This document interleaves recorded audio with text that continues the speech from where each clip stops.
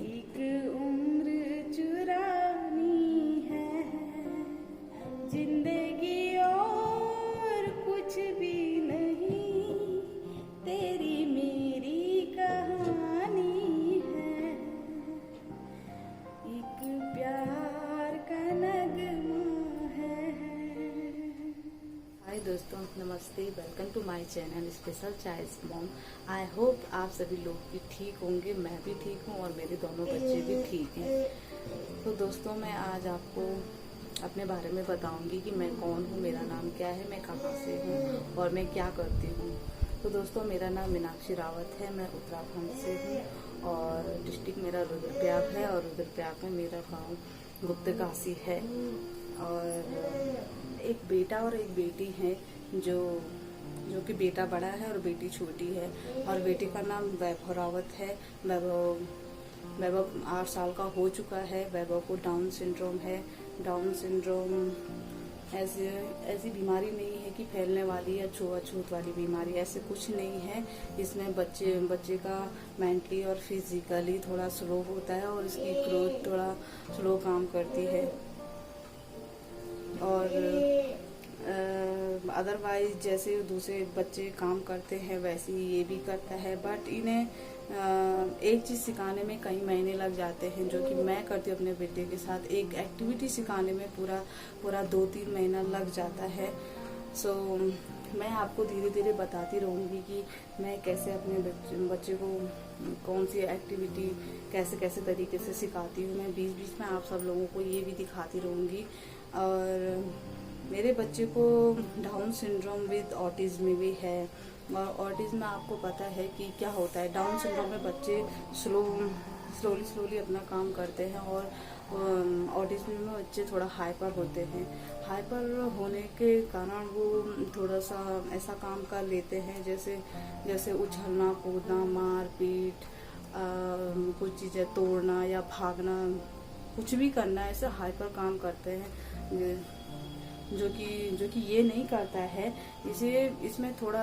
इसमें आ जाती है ऐसी आदतें फिर, लेकिन वो भूल जाता है। लेकिन कभी कभार तो इसका गुस्सा इतना बढ़ जाता है कि ये कभी नोचने लगता है, कभी बाल खींचता है। अब पहले इसमें बिल्कुल भी गुस्सा नहीं आता था, लेकिन अब इसमें बहुत गुस्सा आने लगा है। तो अब मुझे भी थोड़ा आदत हो गई है। मैं भी समझ जाती हूँ कि बच्चा ऐसा है तो इसके साथ कैसा करना है। मैं एक तो बच्चों को पहले कभी मारना नहीं चाहिए, चाहे वो नॉर्मल बच्चा हो चाहे वो स्पेशल बच्चा हो। कभी बच्चों को मारना नहीं चाहिए। उन्हें प्यार से जो भी चीज़ें होती हैं उनको प्यार से सिखाना चाहिए। मार से क्या होता है, बच्चा की एक तो डर जाता है, एक चिढ़ जाता है और एक आपके सामने आने से कतराता है। और वो आपके सामने कुछ कर भी रहा हो तो वो उस काम को नहीं कर पाता है। और प्यार एक ऐसी चीज़ है, वो हम माँ ही अपने बच्चों पे लागू कर सकते हैं कि प्यार से कुछ भी करवा सकते हैं हम। बच्चा कुछ भी कर रहा हो, हमें उसे मारना नहीं चाहिए, उसको भटकाना नहीं चाहिए, डांटना नहीं चाहिए। मैं ये नहीं कहती हूँ कि बिगड़े काम पे मारा मत करो, डांटा मत करो। हाँ, जो काम होता है। लेकिन बच्चों को मैंने अधिकांश लोगों में सुना है कि बच्चों को मारते पीटते हैं, फिर वो ऐसे ही गुस्सेबाज हो जाते हैं। ऐसा नहीं करना चाहिए। हम जैसे अगर बच्चे हो तो आप लोग तो मुझे लगता है कि बिल्कुल भी कंट्रोल नहीं कर पाएंगे। फिर भी हमें आदत है ऐसे बच्चों के साथ रहने की। मैं बेटा वैसे नॉर्मली हुआ था, नॉर्मली डिलीवरी हुई थी मेरी। लेकिन जब 5-6 महीने का हुआ, 8-9 महीने का हुआ, तो मैंने सोचा कि इसके साथ कोई और भी बच्चा हुआ। तो मैंने देखा कि उसमें काफ़ी चेंजेस आ रहे थे उसमें। और मेरा बेटा एक जगह पे सोया रहता था, इधर उधर करवट नहीं लेता था। फिर मुझे डाउट होने लगा कि इस बच्चे में कुछ कमी तो है, जो ये बच्चा कुछ हरकतें नहीं कर पा रहा है। तो मैंने अपने हस्बैंड को बोला, तो उन्होंने भी थोड़ा ध्यान दिया। इसके बाद हम सीधे उसको देहरादून लाए। देहरादून लाने के बाद हमें पता चला कि इसको पहले हम देहरादून, मैं आपको बता दूं, देहरादून में एक भर्तरी नाम का एक डॉक्टर है। उन्होंने हमें बहुत ही गंदा सजेशन दिया। वो सजेशन क्या था, उन्होंने कहा ये बच्चा नहीं होने वाला है और इस बच्चे में ना ही हड्डी है और ना ही बच्चे की ग्रोथ हो सकती है। तो ऐसा सुन के हमारी तो पैरों तले ज़मीन निकल गई थी। हमें इतना बड़ा शॉक लग गया था कि मैं बता नहीं सकती। मैं तो पूरे देहरादून से गुप्तकाशी तक आने पर मैं सारे रास्ते रोती ही रही। मेरा दिमाग ऐसा हो गया था हम दोनों का कि बिल्कुल उथल पुथल हो गया था। लेकिन ऐसा उसके बाद हमने क्या किया कि जो हमारे साथ में थे उन्होंने बताया कि हमें दूसरे डॉक्टर के पास जाना चाहिए, क्या पता वो हमें इस बीमारी का सॉल्यूशन बताए। हम फिर देहरादून में किशन नगर चौक पे मनीष जैन बैठते हैं, वो बच्चों के डॉक्टर हैं। तो हम उनके पास ले गए तो उन्होंने कहा घबराने वाली कोई बात नहीं है, इस बच्चे को डाउन सिंड्रोम है। और डाउन सिंड्रोम एक ऐसी बीमारी नहीं है कि जिसमें बच्चा आपका नॉर्मल है, पर बच्चा कभी मतलब जैसे और बच्चे जो जैसे कोई नॉर्मल काम करता है वैसे तो नहीं हो पाएगा, नॉर्मल बिल्कुल भी नहीं हो पाएगा। लेकिन अपने तक सेल्फ डिफेंड तो हो सकता है बच्चा, लेकिन मेहनत बहुत ज़रूरी है। बिना मेहनत के तो कुछ भी नहीं होगा। फिर जाके हम दोनों का मन थोड़ा सा ये हुआ कि फिर भर्ती ने तो हमें ये भी कहा था कि ये बच्चा जिएगा, 5 साल जिएगा, 15 साल जिएगा, इसकी ज़्यादा उम्र नहीं है। सो मनीष जी ने हमें थोड़ा समझाया कि डाउन सिंड्रोम के बारे में समझाया कि इसमें बच्चे ये होते हैं वो होते हैं, तो हमें थोड़ा समझ आया। लेकिन हमें क्या था कि हमने ये बीमारी कभी सुनी नहीं थी, देखी नहीं थी, ऐसे बच्चे देखे नहीं थे। तो पहला बच्चा था तो बहुत दिमाग खराब हो गया था, ऐसे लगा कि हमारी सारी दुनिया उजड़ गई। फिर घर आने के बाद मेरा माइंड वैसे ही इधर उधर होने बैठ गया। फैमिली में मैं अपने बच्चे को ज़्यादा टाइम नहीं दे पाई, इसके कारण मैं हमेशा बीमार रहने लगी, डिप्रेशन में जाने लगी। तो कुछ टाइम तक मैं कभी मायके जाती थी, कभी ससुराल जाती थी, ऐसे में नहीं हो पा रहा था। इसमें हमने एक डिसीजन लिया कि हम रूम करेंगे। मैंने रूम करने के बाद बच्चे पे इतनी मेहनत की चाहे भगवान ने मुझे ऐसी सलाह दी या इंसान ने ऐसी सलाह दी ये तो मैं नहीं जानती, लेकिन मैंने अपने बच्चे पे बहुत मेहनत की। मैं इसके बारे में भी आपको कभी बताऊंगी, लेकिन अभी मैं शॉर्ट में बता रही हूँ आप लोगों को कि मैंने क्या क्या किया, कैसे कैसे किया। तो उसके बाद ये जब 1 ईयर का हुआ तो ये पहला बर्थडे था इसका। उस बर्थडे में ये बिल्कुल मतलब 1 साल का बच्चा कैसा होता है, 1 साल का बच्चा कैसा होता है, चलता है थोड़ा बहुत, स्टैंड पे चलता है, उठता है, बैठता है। तो इसकी ऐसी हरकतें थी कि हमने उसको वॉकर पे उठाया, फिर भी उसकी कमर खड़ी नहीं होती थी। तो बहुत ही दुख हुआ। मैंने कहा फर्स्ट बर्थडे है, ऐसा वैसा मन में ऐसे रहती थी कि ये कभी नहीं होने वाला। फिर मैंने उस पर और इधर से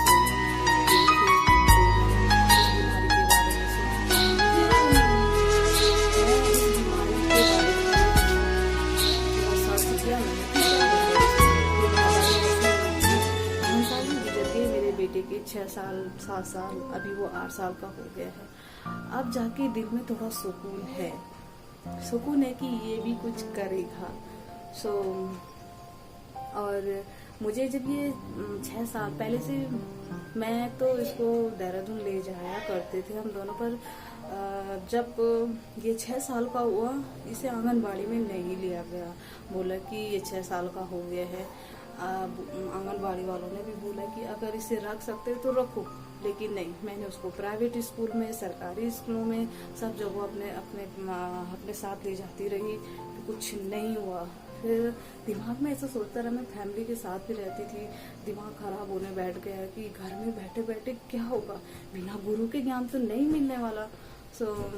मैंने एक दिन इनसे बात की, पर ये समझने को तैयार नहीं होते थे। मैं पिछले जब वो 3 साल का था, मैं तब से इनके पास कहती थी कि हमें ऐसे बच्चों के साथ मेहनत करनी है और उसको अभी से ही हमें स्कूल में डाला कर, स्पेशल स्कूल होती है जो इनकी, हम उसमें। लेकिन ये मना करते, बोलते थे कि घर में ही हो जाएगा, इसका घर में ही सिखाया कर रही। मैंने कहा कैसे होगा, जब नॉर्मल बच्चे घर में नहीं सीख पाते तो ये बच्चा कैसे सीखेगा।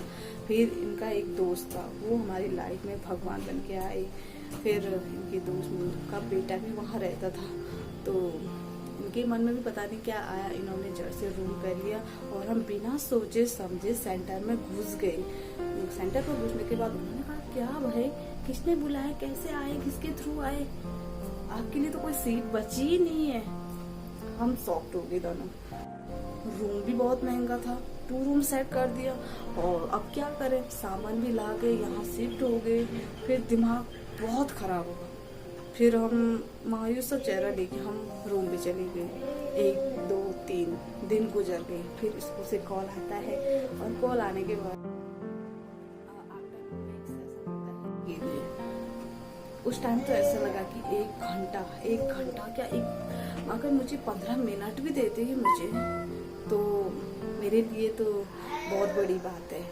फिर धीरे धीरे मैं अकेले ही रहती हूँ अपने दोनों बच्चों के साथ देहरादून में, तो धीरे धीरे मुझे इवनिंग में मैंने इसका एडमिशन कर लिया। इवनिंग में ये होता है कि थोड़ा बच्चों की खेल संबंधी एक्टिविटी होती है, तो मैंने दोनों टाइम इसका एडमिशन करवा लिया।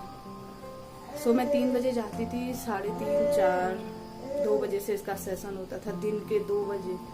वो भी कभी धूप होती थी, कभी सर्दी होती थी। फिर दोनों बच्चे, फिर 1 किलोमीटर मुझे पैदल तय करना पड़ता था। एक ऐसा था, और पहली बार मैं देहरादून में रह रही थी दोनों बच्चों के साथ, एक को गोदी में लेके, एक को हाथ में पकड़ के। फिर बहुत ही मुश्किल का काम था। ऐसे ऐसे करके अक्टूबर नवंबर दिसंबर तक मैं ऐसे पैदल चलती रही। तो उसके बाद वहाँ की दीदी लोगों ने मुझे देखा कि ये पैदल आ रही हैं और दोनों बच्चों साथ में ला रही हैं। फिर इवनिंग में भी आना पड़ता है इन्हें, तो उन्होंने पता नहीं क्या सोचा मेरे बारे में, और उन्होंने मुझे मॉर्निंग का सेशन दे दिया। और मॉर्निंग का सेशन देने के बाद हमारी तो लाइफ ही बन गई है कि मेरा बेटा काफ़ी काम करने बैठ गया है। यहाँ तक कि हमारा डेली जो रूटीन होता है वो खुद से करने बैठ गया है। वो बिल्कुल खाना नहीं खाता था, अब वो खाने बैठ गया है, ब्रश करता है, खेलता है, कूदता है, अपने से कपड़े पहनता है, अपने से अपनी सारी एक्टिविटी करता है। हालांकि मुझे ये टाइम 1 साल तो लग ही गया है, पर फिर भी घर में रहने से अच्छा है कि वहाँ मैंने ये सब सीख लिया। दोस्तों, मेरे बारे में सुन के आपको कैसा लगा ये आप कमेंट बॉक्स में लिखिएगा, और मुझे लाइक कीजिएगा, शेयर कीजिएगा, सब्सक्राइब करना ना भूलें। प्लीज़ प्लीज़ प्लीज़, आप लोगों की सपोर्ट की मुझे बहुत ज़रूरत है। Thank you so much.